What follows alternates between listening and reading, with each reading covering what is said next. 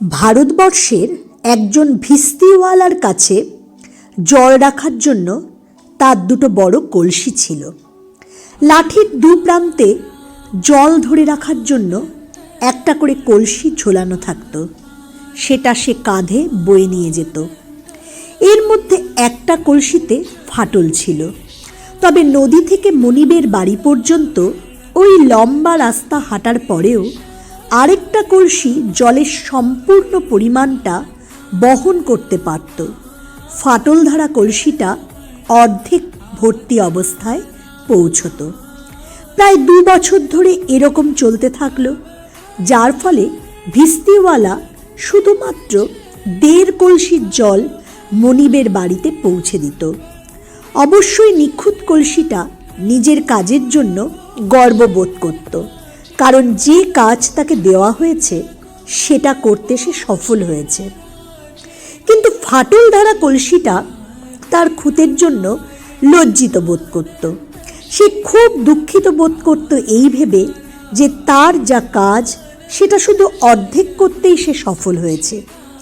এই রকমভাবে চলার পরে নিজের ব্যর্থতার কথা ভেবে ফুটো কলসিটা নদীর ধারে একদিন ভিস্তিওয়ালাকে বলল, আমি নিজের কাজের ব্যাপারে খুব লজ্জিত এবং তোমার কাছে ক্ষমা চাইছি। ভিস্তিওয়ালা বলল, কেন, তুমি কি ব্যাপারে লজ্জিত? ফুটো কলসিটা উত্তরে বলল, গত 2 বছরে আমার কাজের শুধু অর্ধেক বোঝা আমি বহন করতে পেরেছি, কারণ এই কলসির পাশে ফুটোর জন্য এখান থেকে মনিবের বাড়ি ফিরে যাওয়ার পথে জল চুয়ে চুয়ে পড়ে যেত। আমার এই খুঁতের জন্য তোমাকে এই সব কাজ করতে হচ্ছে এবং তুমি তোমার প্রচেষ্টার সম্পূর্ণ মূল্য পাও না। ভিস্তিওয়ালার মায়া হলো ফুটো কলসির জন্য এবং সহানুভূতির স্বরে সে বলল, আমরা যখন মনিবের বাড়িতে ফিরব, আমি চাই সেই রাস্তায় যাওয়ার পথে তুমি সুন্দর ফুলগুলোকে লক্ষ্য করো। সত্যিই যখন তারা পাহাড় চড়ে উঠছিল, ফুটো কলসিটা লক্ষ্য করল যে রাস্তার অন্যদিকে ফোটা বন্য ফুলগুলোকে সূর্য কীরকম উষ্ণতা দিচ্ছে এবং এটা দেখে সে কিছুটা আনন্দিত বোধ করল। তবে পথ শেষ হতেই সে আবার বিষণ্ণ বোধ করল, কারণ জলের বোঝা তখনকার মধ্যে অর্ধেক হয়ে গেছে এবং সে আবার তার মনের কথা ভিস্তিওয়ালার কাছে প্রকাশ করল। ভিস্তিওয়ালা উত্তরে বলল, তুমি কি লক্ষ্য করেছো যে রাস্তার যে দিকটা দিয়ে তুমি যাও ঠিক সেই দিকেই সুন্দর ফুলগুলো শোভা পাচ্ছে এবং অন্য কলসিটার দিকে নয়?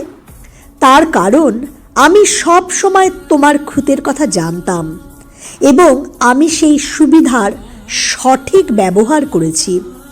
পথের যে দিক দিয়ে তোমাকে আমি বয়ে নিয়ে যেতাম ঠিক সেই দিকে আমি ফুলের বীজ পুঁতে দিয়েছিলাম এবং প্রতিদিন আমরা যখন নদী থেকে হেঁটে ফিরে যেতাম তুমি সেগুলোর ওপরে জল ঝরাতে ঝরাতে গেছো।